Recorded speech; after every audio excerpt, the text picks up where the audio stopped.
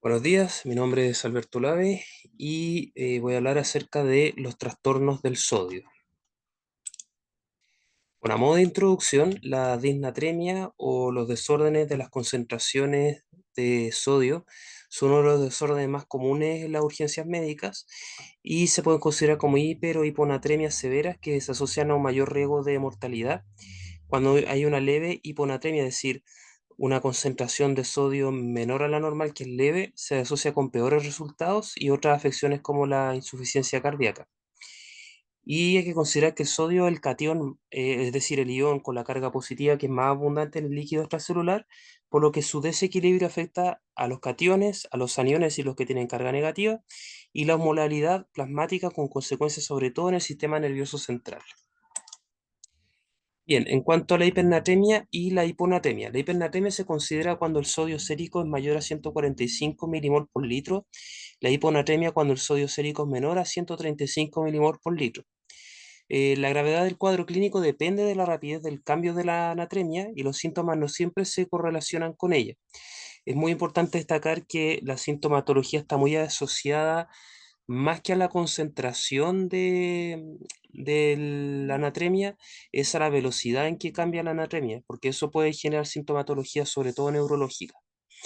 Y bueno, en la gran mayoría de los casos el desequilibrio de la anatremia es secundario a un desequilibrio del agua libre y de los electrolitos por pérdida o por ganancia. Es decir, más que por la cambio de concentraciones de sodio por el mismo sodio, tiene que ver más por un cambio primariamente en el agua libre.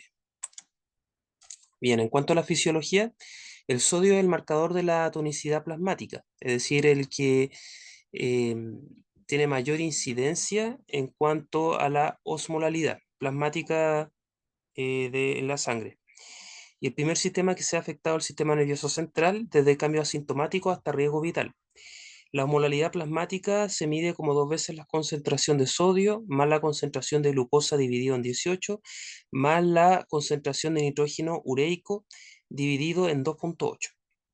La osmolalidad plasmática se considera los electrolitos que no atraviesan fácilmente la membrana plasmática y se considera la osmolalidad plasmática eficaz o la real, porque hay otros electrolitos que pueden atravesar, otras sustancias que pueden atravesar más rápidamente la membrana plasmática. Y bueno, la osmolalidad plasmática es regulada por el sistema renal, por la hormona antidiurética y la respuesta a la sed. El rango fisiológico de la osmolalidad plasmática es de 275 a 295 miliosmolares por litro de agua. Acá actúa la hipófisis posterior que regula la secreción de la hormona antidiurética. La hormona antidiurética, como su nombre lo dice, impide la diuresis por reabsorción de agua en los túbulos colectores renales. Si hay un déficit de agua, aumenta la secreción de esta hormona para obtener una orina que sea más concentrada, es decir, que haya una menor pérdida de agua, y cuando haya un exceso de agua ocurre el efecto contrario, es decir, no se secretará ADH a fin de que se produzca una orina más diluida, es decir, con una mayor cantidad de agua. Y la ADH afecta, como decía, el túbulo colector de la nefrona, induciendo la expresión de receptores de las acuaporinas tipo 2 para que estos receptores aumentan la reabsorción renal de agua.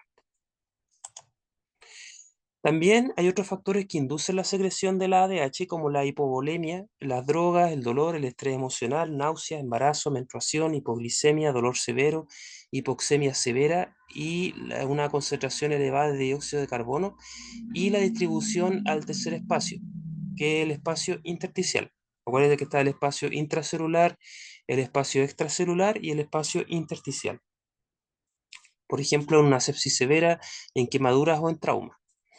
El mecanismo de la sed, que el otro mecanismo controla cuánta agua libre se permite en el sistema a través de la ventilación, el sudor, las heces, y el cuerpo también perderá agua libre a través de las pérdidas insensibles.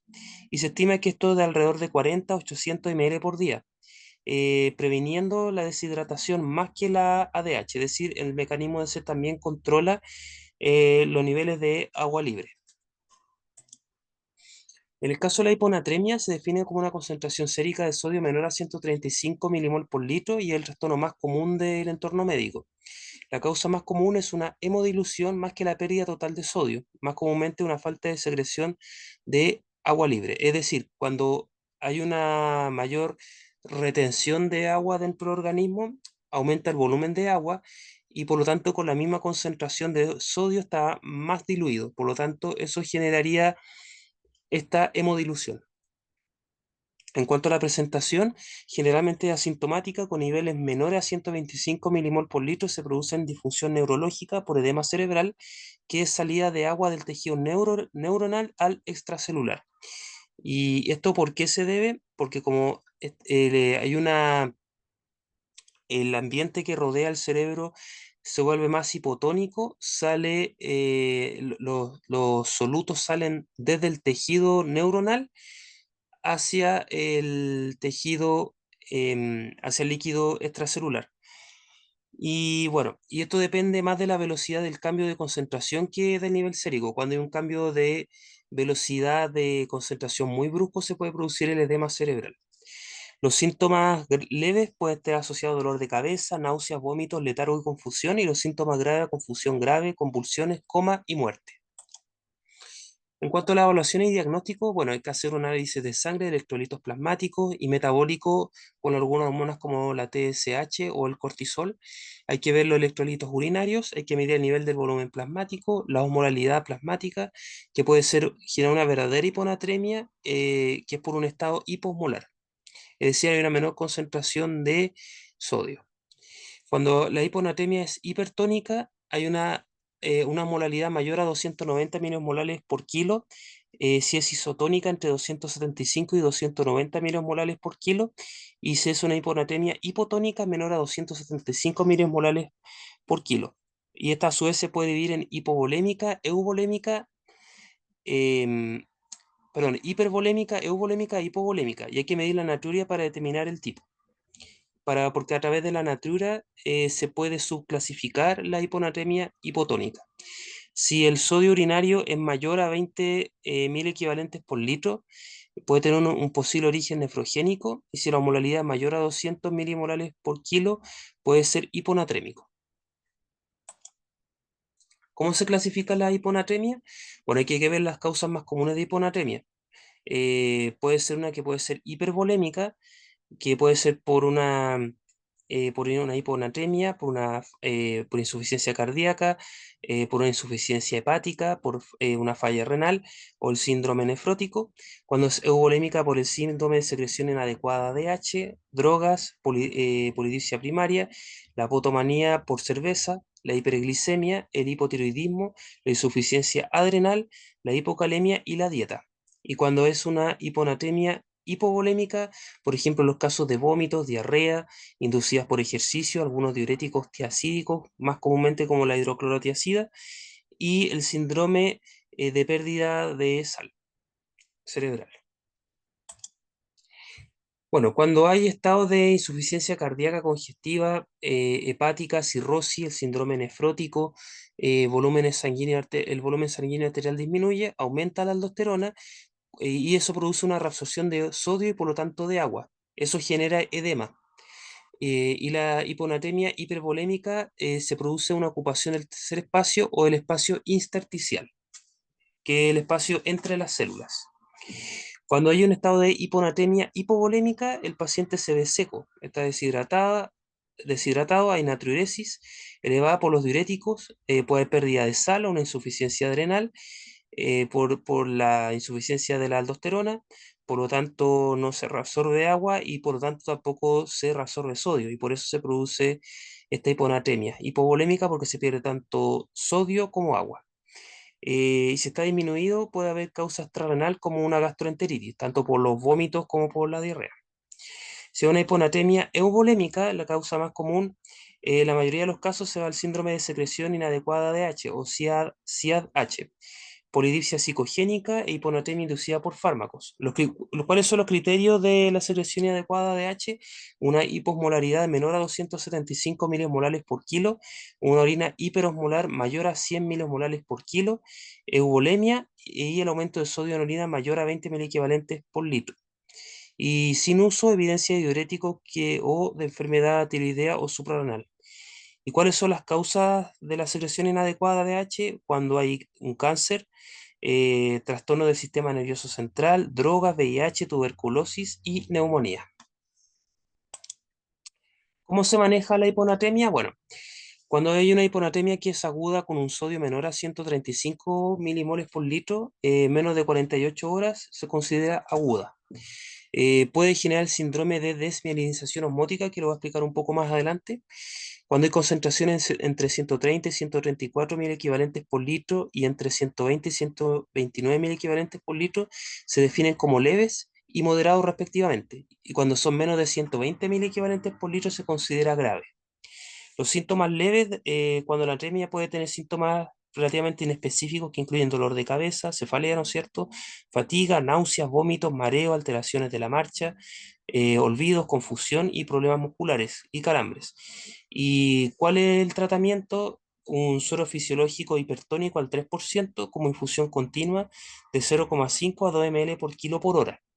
Y cuando hay síntomas graves, pueden incluir convulsiones, nubilación, coma y paro respiratorio, es decir, síntomas neurológicos y respiratorios. Y la meta debe ser aumentar el sodio sérico de 2 a 4 mil equivalentes por litro hasta que los síntomas desaparezcan de forma rápida. Y la infusión puede ser de bolos de 100 ml o de 5 ml por kilo en niños, con un suero fisiológico al 3%, hasta un máximo de 3 bolos o ampollas, que pueden ser de 50 ml de bicarbonato de sodio al 8,4%, que contienen casi el 6% de sodio y es efectivamente igual a los 100 ml del suero hipertónico. Y la corrección del nivel de sodio no debe ocurrir más rápido que 10 a 12 ml, perdón, de 10 a 12 mil equivalentes por litro en 24 horas, porque puede generar una velocidad de cambio de hiponatremia a una hipernatremia y eso también puede descompensar al sistema nervioso central. En cuanto al manejo, la hiponatremia hipovolémica crónica, que decir más de 48 horas, la expansión del volumen es la base del tratamiento, con una solución salina al 0,9% o cristaloide equilibrada, con síntomas graves, el que da un tratamiento en la UCI y cuando son leves o moderados pueden ser un seguimiento estrecho. ¿Cuáles son las complicaciones? Se puede generar edema cerebral, que los pacientes cuando tienen una hiponatremia grave pueden desarrollar el edema cerebral debido al paso del agua desde el compartimiento extracelular al intracelular, con un cambio abrupto en el tiempo breve a un ambiente hiponatrémico. Hay que controlar los electrolitos cada 2 horas a fin de evitar el síndrome de desmielinización osmótica. Y bueno, el síndrome de desmielinización osmótica, el síndrome clínico iatrogénico irreversible, síntomas neurológicos que ocurren, cursa después de una corrección demasiado rápida de sodio sérico, mayor a 10 a 12 mil equivalentes por litro en 24 horas. em, y hay niveles fluctuantes de concentración, de conciencia y confusión, cambio de comportamiento, disartria, disfagia, y los peores síntomas son convulsiones o el síndrome de encierro, que consiste en que el paciente desarrolla una parálisis de toda la musculatura voluntaria del cuerpo, a excepción de los ojos, y puede terminar en la muerte. Em, bueno, la hipernatremia, el caso contrario, se define como un sodio sérico superior a 45 milimol por litro. La hipernatremia es menos común que la hiponatremia y está más comúnmente se da una pérdida excesiva de agua. La ingesta de sal sin agua o la administración de suero hipertónico pueden ser las causas de la hipernatremia y la hiperosmoralidad genera movimiento desde el intra al extracelular, generando un encogimiento de las células cerebrales por osmosis. Es decir, como el ambiente extracelular hay una mayor, está hiperosmótico, es decir, está más concentrado, el agua va desde el tejido neuronal hacia el espacio extracelular. Por lo tanto, sale agua de las neuronas y eso permite el encogimiento de las células cerebrales. Caso que es contrario al edema cerebral. Ok, ¿cuál es la presentación clínica? Los síntomas iniciales pueden ser sed, mucosa seca y disminución de la producción de orina. El sistema nervioso central es más sensible a los cambios de osmolaridad sérica y suele ser el más afectado. Hay casos graves con inquietud, irritabilidad, confusión, letargo, espasmos musculares y convulsiones. Puede haber hemorragia intracerebral por desgarro de los vasos sanguíneos.